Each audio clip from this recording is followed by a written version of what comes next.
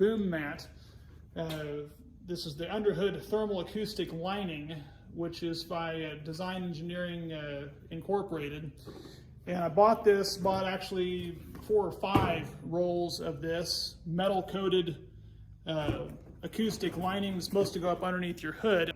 This guy here does 12 square feet in a big roll, and you just cut it with a utility knife. It was really simple to cut, and pretty much it comes, in a thick, almost spongy-like insulation type material with this metal coating that's for heat resistance and blockage.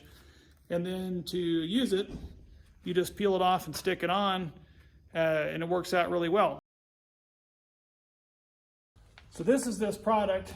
It's about 3/4 of an inch thick, fairly lightweight, so you're not adding a terrible amount of weight to your coach. When you want to put it on where you want it, measure it out, and then cut it with a utility knife.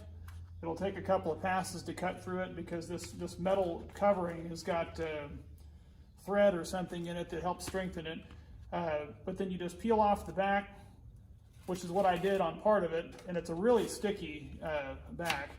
And then just simply place it on and get it where you want to go, and then give it a good push to seal it on there once you're ready.